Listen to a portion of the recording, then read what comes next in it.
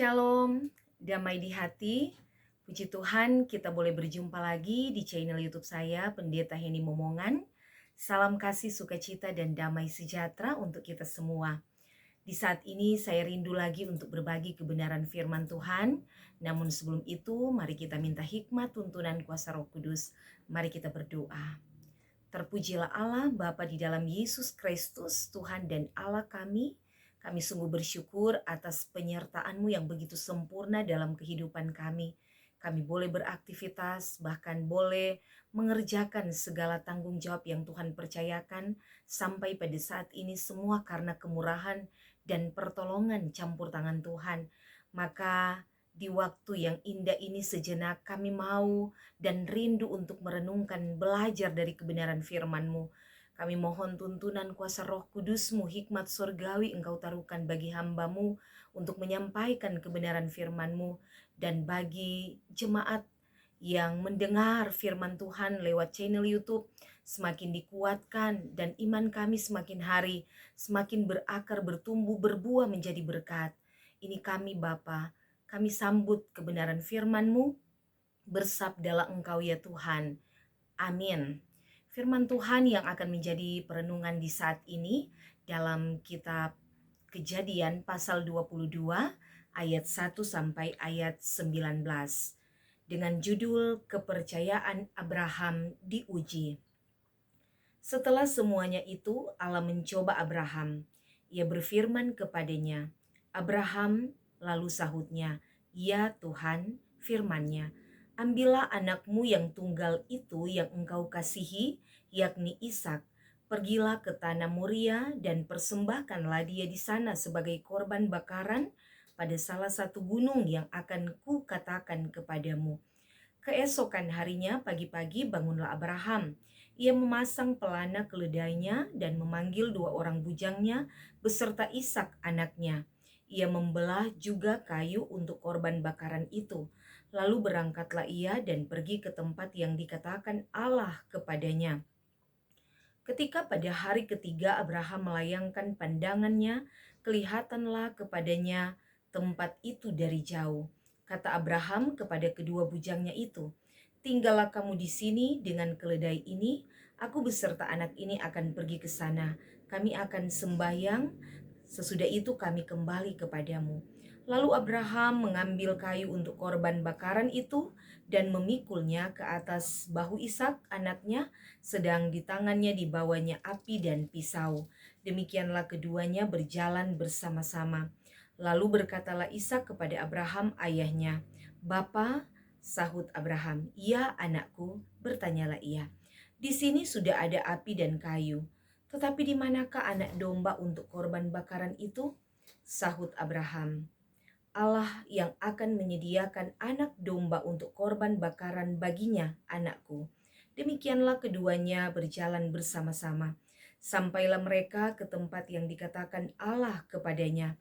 Lalu Abraham mendirikan mezbah di situ, disusun nyala kayu, diikatnya Ishak anaknya itu, dan diletakkannya di mezbah itu di atas kayu api.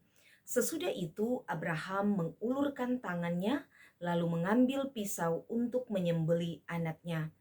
Tetapi berserulah malaikat Tuhan dari langit kepadanya, "Abraham, Abraham," sahutnya, "Ya Tuhan." Lalu ia berfirman, "Jangan bunuh anak itu dan jangan kau apa-apakan dia, sebab telah kuketahui sekarang bahwa engkau takut akan Allah, dan engkau tidak segan-segan untuk menyerahkan anakmu yang tunggal kepadaku." Lalu Abraham menoleh dan melihat seekor domba jantan di sebelah di belakangnya yang tanduknya tersangkut dalam belukar. Abraham mengambil domba itu lalu mengorbankannya sebagai korban bakaran pengganti anaknya, dan Abraham menamai tempat itu Tuhan menyediakan. Sebab itu sampai sekarang dikatakan orang, di atas gunung Tuhan akan disediakan. Di atas gunung Tuhan akan disediakan. Untuk kedua kalinya berserulah malaikat Tuhan dari langit kepada Abraham, katanya, Aku bersumpah demi diriku sendiri, demikianlah firman Tuhan. Karena engkau telah berbuat demikian, dan engkau tidak segan-segan untuk menyerahkan anakmu yang tunggal kepadaku, maka aku akan memberkati engkau berlimpah-limpah. Maka aku akan memberkati engkau berlimpah-limpah, dan membuat keturunanmu sangat banyak seperti bintang di langit dan seperti pasir di tepi laut, dan keturunanmu itu akan menduduki kota-kota musuhnya. Oleh keturunanmu lah semua bangsa di bumi akan mendapat berkat, karena engkau mendengarkan firman-Ku. Kemudian kembalilah Abraham kepada kedua bujangnya, dan mereka bersama-sama berangkat ke Beersheba, dan Abraham tinggal di Beersheba. Demikian jauh pembacaan Alkitab. Tema perenungan saat ini, Tuhan menyediakan. Saudaraku yang dikasihi dan diberkati Tuhan, kisah Abraham ini mempunyai makna yang sangat dalam yang dapat menggambarkan betapa besarnya iman percaya Abraham sehingga dia disebut sebagai bapa orang beriman. Tuhan menguji kepercayaan dan iman Abraham bukan untuk membuatnya tersandung atau melihatnya jatuh, tetapi Tuhan menguji Abraham untuk memperdalam kapasitas imannya di dalam menaati Tuhan. Seringkali Allah memurnikan dengan situasi-situasi yang sulit ketika kita diuji, apakah kita mengeluh ataukah kita berusaha untuk melihat bagaimana Allah bekerja dan menyatakan pertolongannya bagi kita. Bahwa Allah lah yang pegang kendali atas seluruh keadaan hidup kita. Tapi seringkali iman kita manusia yang masih saja meragukan Tuhan. Ujian yang dialami Abraham bukan perkara yang mudah, bukan hal yang gampang, bukan main-main. Tuhan meminta Abraham menyembelih dan mempersembahkan anaknya yang tunggal, anak perjanjian, anak yang sangat dikasihi Abraham dan Sarah istrinya, yang telah dinanti-nantikan dalam waktu yang lama, 25 tahun menantikan kehadiran anak yang dijanjikan Tuhan. Dan waktu itu Abraham telah berumur 100 tahun dan istrinya 90 tahun. Dan ketika Tuhan mengaruniakan anaknya Ishak, tetapi pada akhirnya Tuhan berfirman, ambillah anakmu yang tunggal itu yang engkau kasihi, yaitu Ishak. Pergilah ke tanah Moria dan persembahkanlah dia di sana sebagai korban bakaran pada salah satu gunung yang akan kukatakan kepadamu. Di ayat 2. Abraham ketika mendengar perintah Tuhan ini dia tidak membantah atau bahkan tidak mengeluarkan satu pernyataan apapun kepada Tuhan. Mengapa Tuhan memerintahkan hal itu? Mungkin saja perasaan Abraham bergejolak saat itu, tetapi dia tidak menunjukkan atau melampiaskan perasaannya sedikit pun. Malah dengan penuh penundukan diri dia melakukan apa yang Tuhan perintahkan. Keesokan harinya pagi-pagi bangunlah Abraham. Ia memasang pelana keledainya dan memanggil dua bujangnya beserta Ishak anaknya. Ia membelah juga kayu untuk korban bakaran itu. Lalu berangkatlah ia dan pergi ke tempat yang dikatakan Allah kepadanya. Walau belum mengetahui apa yang akan terjadi, Abraham tetap beriman bahwa Tuhan pasti akan memberikan jalan keluar atas masalah yang dihadapinya. Ya, Abraham tahu bahwa anaknya akan mati untuk dijadikan korban. Abraham tahu jika anaknya jadi korban maka dia tidak akan pulang kembali bersama dengan anaknya. Tetapi di sini kita melihat bahwa Abraham dia mengandalkan iman percayanya kepada Tuhan.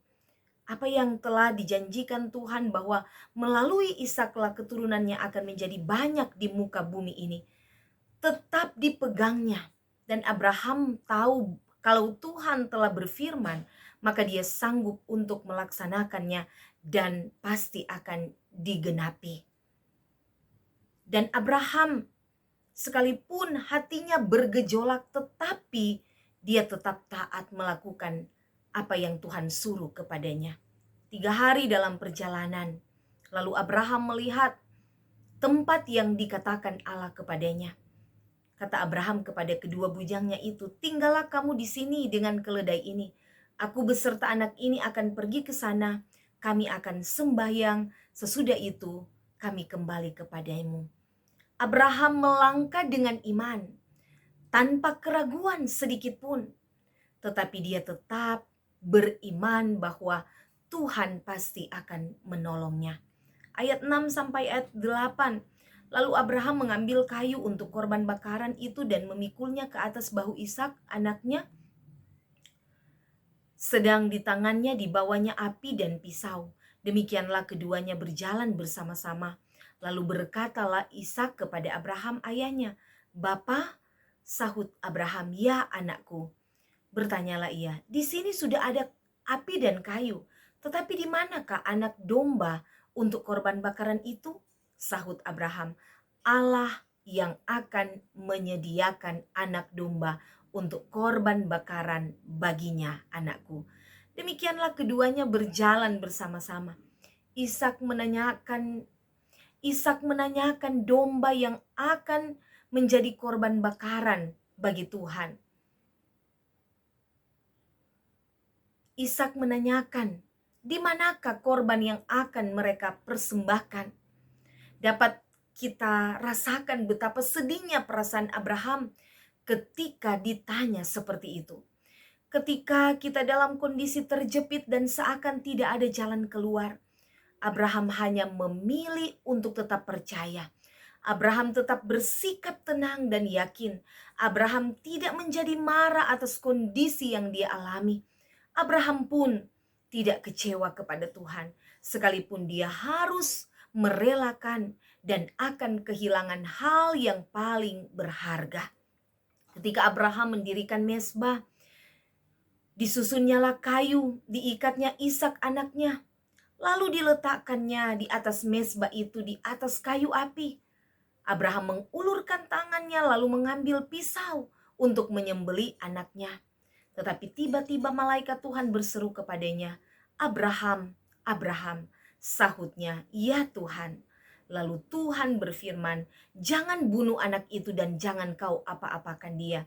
Sebab telah ku ketahui sekarang bahwa engkau takut akan Allah dan engkau tidak segan-segan menyerahkan anakmu yang tunggal kepadaku."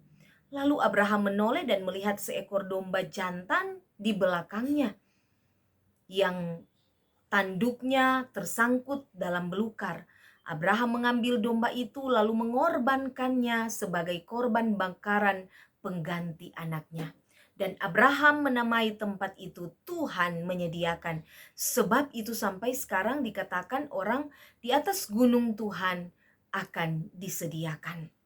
Dan untuk kedua kalinya berserulah malaikat Tuhan dari langit kepada Abraham, katanya, "Aku bersumpah demi diriku sendiri, demikianlah firman Tuhan, karena engkau telah berbuat demikian dan engkau tidak segan-segan untuk menyerahkan anakmu yang tunggal kepadaku, maka aku akan memberkati engkau berlimpah-limpah dan akan membuat keturunanmu sangat banyak seperti bintang di langit dan seperti pasir di tepi laut, dan keturunanmu itu akan menduduki kota-kota musuhnya. Oleh keturunanmu lah semua bangsa di bumi akan mendapat berkat karena engkau mendengarkan firman-Ku." Saudaraku yang dikasihi diberkati Tuhan, Abraham seorang tokoh Alkitab yang terkenal karena imannya, mengajarkan kepada kita tentang arti iman, percaya tanpa melihat, iman yang bukan keyakinan yang kosong melainkan percaya penuh terhadap rencana dan janji Tuhan. Abraham disebut sebagai bapa orang beriman, adalah contoh utama dari iman yang murni dan tidak tergoyahkan. Sikapnya menunjukkan bagaimana ia mempercayai Tuhan, bahkan ketika apa yang dijanjikan oleh Tuhan tampak mustahil. Mulai dari meninggalkan tempat tinggalnya menuju tanah Kanaan, menunggu anak hingga bertahun-tahun. Dan ketika dia dikaruniakan anak yang dijanjikan, dia harus mengorbankan anaknya yang tunggal untuk dipersembahkan kepada Tuhan. Tetapi Abraham, dia tidak meragukan bahwa imannya benar-benar iman yang sejati, iman yang sungguh luar biasa. Abraham percaya kepada Tuhan dan imannya dianggap sebagai kebenaran. Kepercayaan Abraham kepada Tuhan bukan didasarkan pada apa yang dia lihat, melainkan pada janji Tuhan. Siapa yang mau meninggalkan hidup yang nyaman untuk sebuah hidup yang tak pasti? Siapa yang bisa menanti hingga puluhan tahun untuk memiliki anak, lalu dengan rela harus mengorbankan anaknya sendiri? Jika bukan berdasarkan janji Tuhan, iman Abraham tentu mustahil. Abraham mampu melalui semuanya itu karena dia memiliki iman yang besar. Itulah iman yang sejati. Percaya tanpa melihat. Iman Abraham adalah teladan bagi kita semua. Seperti yang dikatakan dalam Ibrani 11 ayat 1. Iman adalah dasar dari segala sesuatu yang kita harapkan dan bukti dari segala sesuatu yang tidak kita lihat. Jika kita taat dan percaya, pada saatnya kita akan melihat bagaimana Allah bekerja mendatangkan kebaikan bagi kita. Saudaraku yang dikasihi diberkati Tuhan, banyak hal yang kita alami dalam kehidupan kita merupakan proses yang Tuhan izinkan terjadi agar setiap janji-janji Tuhan dapat digenapi dalam hidup kita. Proses-proses yang kita lalui merupakan bagian dari pembentukan karakter yang sedang Tuhan kerjakan, sebagaimana yang Tuhan lakukan kepada Abraham. Ada hal-hal yang berharga dalam hidup kita yang perlu untuk kita lepaskan agar mata kita dapat tetap tertuju kepada Tuhan. Terkadang apa yang Tuhan suruh secara manusia tidak masuk akal, begitu berat, begitu sulit, seakan mustahil untuk kita lakukan. Tetapi ketika kita belajar percaya, kita akan melihat bagaimana Tuhan bekerja dengan penuh keajaiban. Lebih dari apa yang kita pikirkan, Tuhan sanggup menyediakan apa yang kita perlukan. Ketika Tuhan meminta sesuatu yang berharga dari kita, sesungguhnya Tuhan hanya ingin menguji kita. Tuhan ingin melihat iman kita, ketaatan kita, kesetiaan kita. Ketaatan sangat penting untuk kita lakukan, karena taat membuktikan iman kita. Seringkali ada hal yang Tuhan inginkan agar kita lepaskan, agar kita tidak. Seringkali ada hal yang Tuhan inginkan agar kita lepaskan, karena hal-hal tersebut dapat mengalihkan pandangan kita kepada Tuhan, baik itu segala kenikmatan, kesenangan duniawi. Tapi juga ada hal-hal tertentu yang Tuhan ingin untuk kita persembahkan kepadanya. Apakah itu sebagian dari harta benda, kekayaan, atau apapun yang kita miliki untuk kita berikan, kita persembahkan kepada Tuhan dengan hati yang rela, hati yang ikhlas. Dalam hal yang lain pula terkadang Tuhan meminta kita untuk meninggalkan hal-hal yang berharga bagi kita. Apakah itu jabatan, pekerjaan, atau bisnis. Atau mungkin Tuhan inginkan kita meninggalkan keluarga kita, pasangan atau pacar kita. Atau mungkin juga anak kita seperti halnya Abraham untuk kita mengikuti rencana Tuhan. Ada saat-saat di mana Tuhan ingin agar kita tidak memegang seerat mungkin, agar kita tidak terikat pada hal-hal yang menurut kita atau yang kita anggap itu begitu berharga. Dan Tuhan ingin kita melepaskan dan menyerahkan kepada Tuhan, karena apapun yang kita anggap berharga bukan merupakan hal yang utama dalam hidup ini. Tuhan tidak melarang kita untuk dapat menikmati semuanya, tetapi Tuhan ingin agar kita tidak lebih mencintai apapun di dunia ini melebihi rasa cinta kita kepada Tuhan. Sehingga terkadang Tuhan menguji kita. Apakah kita rela untuk mengorbankan apa yang kita anggap berharga, agar kita mengarahkan pandangan kita kepada Tuhan, agar kita benar-benar mengutamakan Tuhan dan percaya beriman sungguh hanya kepada Tuhan. Saudaraku yang dikasihi diberkati Tuhan, biarlah kita mau belajar dari Abraham yang tetap teguh percaya kepada Tuhan dan imannya tidak goyah. Dia memiliki iman yang teguh, iman yang kuat, iman yang sejati. Dan percayalah bahwa Tuhan tetap pegang kendali atas seluruh kehidupan kita. Karena itu jangan kita takut dan jangan khawatir, karena Tuhan tahu dan Tuhan pasti menyediakan apa yang terbaik bagi kita. Mari kita tetap memegang teguh janji-janji Tuhan yang telah Tuhan berikan bagi hidup kita. Walaupun terkadang keadaan dan kondisi di sekitar kita, kenyataan terkadang tidak seperti yang kita harapkan. Tetapi biarlah kita tetap mengimani bahwa Tuhan sanggup menolong kita. Dan janji Tuhan ya dan amin. Dia tidak pernah lalai untuk menepati janji-janjinya. Tuhan sanggup memberi jalan keluar, bahkan di saat seakan tidak ada jalan. Di setiap badai pergumulan sehebat apapun, Tuhan tahu yang terbaik bagi kita. Dia mengerti, dia peduli, dia sanggup menolong kita dengan caranya yang ajaib di waktu yang tepat. Tuhan sanggup menyediakan apa yang kita perlukan. Tuhan Yesus menolong dan memberkati kita semua. Amin.